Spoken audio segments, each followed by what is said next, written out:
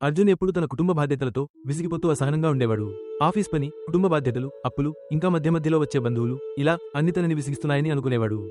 ఒకరోజు అతను పనిచేసుకుంటూ ఉండగా అతని చిన్న కుమారుడు వచ్చి, నాన్న నా హోంవర్క్లో కాస్త సహాయం చేస్తావా అని అడుగుతాడు. అప్పటికే ఒత్తిడిలో ఉన్న అర్జున్ ఆ పిల్లాడిపై కేకలేసి ఇక్కడ నుండి వెళ్ళిపో అని గట్టిగా అరచి చెప్తాడు. పిల్లవాడు కాస్త బాధగా తన గదికి వెళ్ళిపోతాడు.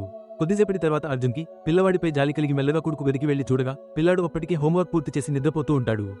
అర్జున్ తన మనసులో అనవసరంగా తన కుమారుడిని బాధపెట్టానని అనుకుంటూ తన కుమారుడి గదిలోకి వెళ్లి డెస్క్ మీద ఉన్న హోంవర్క్ నోట్బుక్ తెరిచి ఉండటం గమనిస్తాడు. అర్జున్ దాన్ని తీసుకుని చూస్తాడు. పై టైటిల్ ఇలా ఉంది: మొదట నచ్చలేదు, తరువాత ఎంతో గొప్పగా అనిపించింది. ఆతురతతో అర్జున్ చదవడం మొదలుపెట్టాడు.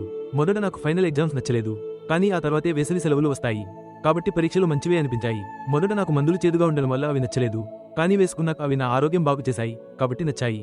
మొదట కూరగాయలు తినడం నచ్చలేదు, కానీ తినిన తరువాత శక్తి వచ్చింది కాబట్టి నచ్చింది. మొదట అమ్మకి సహాయం చేయడం కష్టం అనిపించింది, కానీ ఆమె నవ్వు చూసాక బాగా నచ్చింది.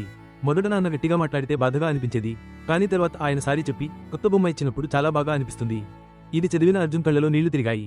నోట్బుక్ మూసి తన కొడుకును మౌనంగా చూస్తూ అతను తన జీవితంలో మరిచిపోయిన నిజాన్ని గుర్తు చేసుకున్నాడు. నా జాబ్లో ఒత్తిడి ఉంది అంటే నాకు జాబ్ ఉందని సంతోషిస్తాడు. పిల్లలు నన్ను బాగా విసిగిస్తున్నారు అంటే నాకు అండగా నా కుటుంబం ఉందని సంతోషిస్తాడు. ఇంటి భారం నాపై ఉంది అంటే నాకు కుటుంబం ఉంది అని అనుకుంటాడు. బంధువులు ఇంటికి వస్తున్నారు అంటే వారు అంతా నన్ను గుర్తుపెట్టుకుంటున్నారు అని సంతోషపడతాడు. ఆ రాత్రి తండ్రి తన కొడుకు వైపు చూస్తూ మృదువుగా చెబుతాడు, నువ్వు నీ హోంవర్క్ మాత్రమే కాదు, నాకు నా జీవితం అర్థమయ్యేలా చేశావు అని అనుకుంటాడు. అంతే కదా, బరువు బాధ్యతలు ఉంటేనే జీవితంలో ఆనందం సంతోషం విలువ తెలుస్తుంది. ఈ కథ నచ్చితే ఒక లైక్ చేసి మీ అభిప్రాయాన్ని కామెంట్ సెక్షన్లో తెలియజేయండి.